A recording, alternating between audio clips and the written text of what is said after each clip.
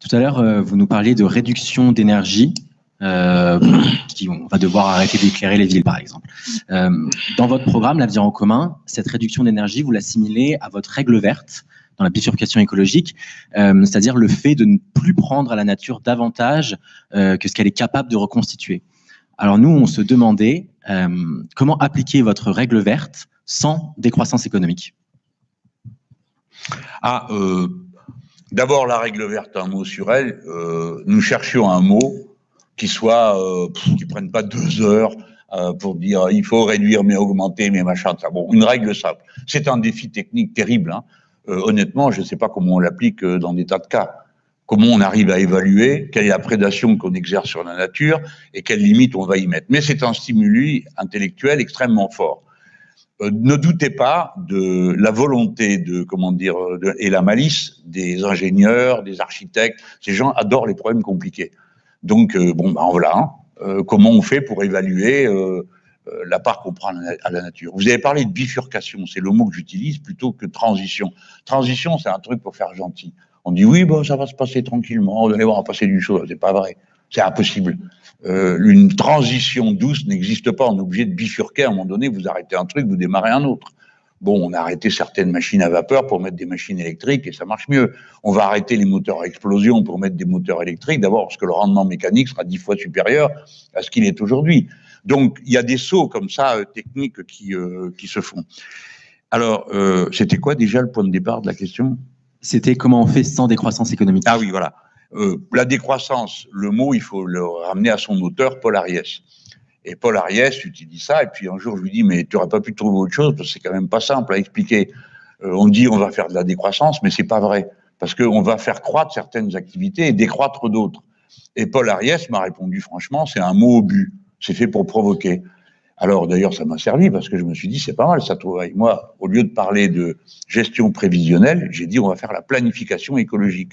Alors vous avez vu aussitôt toutes sortes de gens, waouh, voilà le communisme, le Gosplan et tout ça, ce qui montrait d'une part qu'ils s'énervent pour peu, et deuxièmement qu'ils connaissent rien à l'histoire économique, parce que la planification, c'est pas les communistes qui l'ont inventé, c'est le monde capitaliste. Donc j'ai utilisé la même méthode. La décroissance, vous avez raison de dire que des activités devront décroître, c'est absolument certain. Mais moi, je fais le pari qui est un peu osé. Tous mes amis ne sont pas d'accord avec moi. J'appartiens à la branche prométhéenne de l'écologie politique, c'est-à-dire je crois à la science, à la technique, comme réponse à une partie des problèmes que nous avons dans la science et du fait des sciences et des techniques utilisées d'une manière plutôt que d'une autre. Bon, je ne sais pas, je pourrais donner je ne sais combien d'exemples de ça. On pourrait dire, par exemple, pour le transport, on va tout passer sur le fret. Bon, si vous passez tout sur le fret, ça en fait des kilomètres de rails de plus, pas toujours, mais des kilomètres de rails de plus les machines, plus ceci, plus cela. Bon, donc ça, c'est de la croissance, on ne peut pas dire le contraire. Il va falloir qu'on apprenne à avoir des indicateurs plus performants que ceux qu'on a. Parce que, comme vous le savez aussi bien que moi, le PIB, c'est quand même une vaste rigolade. Vous creusez un trou, c'est dans le PIB, vous le rebouchez, c'est à nouveau dans le PIB. Qu'est-ce que vous avez créé ? Rien. Mais c'est dans le PIB. Donc, nous avons donc besoin d'autres indicateurs. Je le répète souvent parce que, si vous voulez, l'action publique, elle a besoin d'indicateurs. Et c'est ces indicateurs qui vont commander l'action publique. On vous a saoulé avec les 3% de déficit et l'interdiction de dépasser 60% de dette. Bon, tout le monde était là, 60% de dette, pas moi, hein, mais 60% de dette, 3% de déficit, tout ça n'avait aucune valeur scientifique. La preuve, c'est que maintenant, on est à 120%. Normalement, on devrait avoir commencé l'hiver nucléaire et il ne s'est rien passé. Et le déficit est à 9%. Donc, il faut apprendre le contenu social, économique, écologique des chiffres qu'on donne. Sinon, ça n'a pas de sens. Alors, oui, il y aura de la croissance de certaines activités. D'autres vont décroître. J'ai parlé tout à l'heure des hydroliennes, il faut bien les fabriquer. Hein. Bon, c'est du métal. Ça ne fait pas que du bien à la santé de fabriquer du métal. Donc, il va falloir trouver, on l'a, hein, la méthode, pour produire des aciers spéciaux fins à des conditions écologiques meilleures que celles qu'on fait aujourd'hui. Moi, je suis un fan des ballons dirigeables. Ben ouais. Il y a une boîte française qui en fabrique, qui font, le premier il fait 200 mètres de long, bientôt on va être sur 400 mètres de long, et ça apparaît comme la solution de transport soft pour des très grosses charges par exemple quand il faut aller les chercher en zone forestière, c'est le cas de la Guyane française, ou ça pourrait être un mode de transport d'un tas de choses. Bon, ben ça va, il faut les fabriquer. Mais le résultat à la fin sera écologiquement plus soutenable que si nous continuons à développer le tout camion. Voilà. Vous voulez être le président des classes populaires, par opposition au président Macron que vous appelez le président des riches. Oui. En quoi seriez-vous véritablement... Ça lui colle à la peau. C'est comme l'autre capitaine de pédalo. À chaque fois, je trouve une étiquette comme ça, et le gars, il peut plus s'en débarrasser. C'est comme le scotch du capitaine Haddock. En quoi seriez-vous véritablement le président des classes populaires en appliquant un programme dans lequel le patriotisme écologique, puisque vous voulez relocaliser les industries, taxer fortement les importations à fort coût écologique. Donc, comment être ce président des classes populaires avec un programme qui entraînerait indubitablement une hausse généralisée des prix et donc une baisse du pouvoir d'achat des Français? Eh ben, on augmentera les salaires. Mais je suis sérieux. Qu'est-ce que l'économie? C'est pas compliqué à comprendre l'économie. C'est comme une espèce de gros chauffage central. De temps à autre, alors vous avez une masse d'eau, on la chauffe, elle circule, puis elle s'arrête dans les radiateurs, elle s'arrête pas, elle passe. Bon, l'économie c'est pareil, c'est une circulation, un flux et des stocks, mais c'est un flux.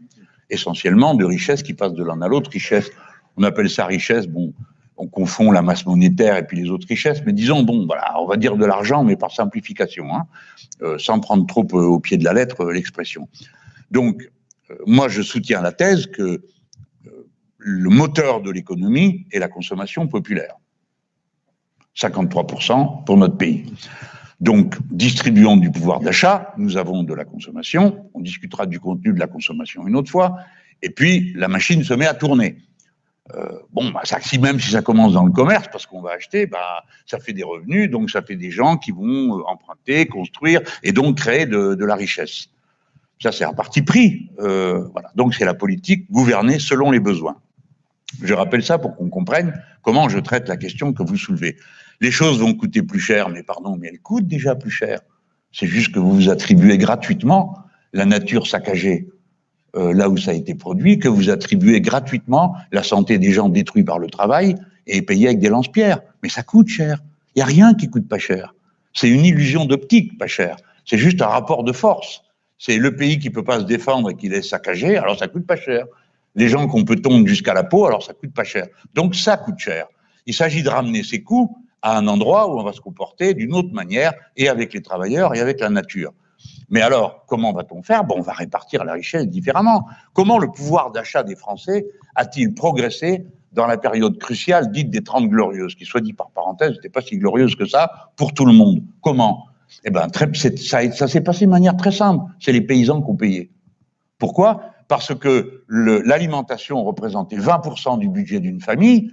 On a remembré, réorganisé, industrialisé, chimiquisé, je ne sais pas si le mot existe, je le crée, l'agriculture, et pouf, on a fait tomber les coûts à des niveaux de 9%. Donc ça faisait 11 points de gagné de pouvoir d'achat sur le dos des paysans.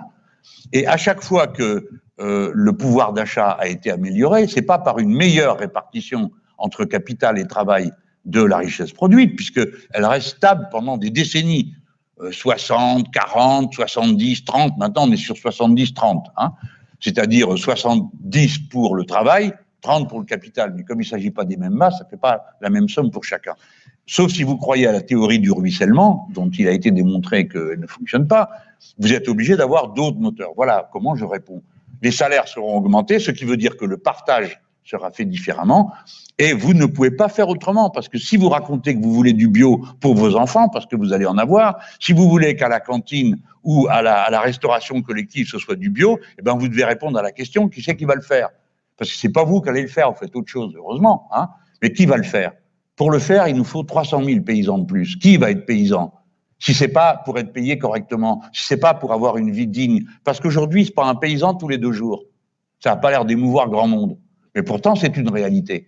Donc, vous voyez bien que c'est la transformation de la vie des gens qui permet la production dont on va avoir besoin. Vous n'y couperez pas. Vous ne pourrez pas faire autrement. Parce que vous n'aurez pas tout le temps, bien sûr, vous pouvez compter sur le nombre. Nous sommes 7 milliards. Nous serons bientôt 10 milliards. Après, on peut penser qu'on va redescendre. Je suis né dans un monde où il y avait 2 milliards d'individus. Chaque fois que la population double, la civilisation humaine fait un saut dans des techniques nouvelles. Mais tout ça a une limite. La terre que vous cultivez est en voie d'appauvrissement du fait des quantités de pesticides qu'on a débarqués là-dedans.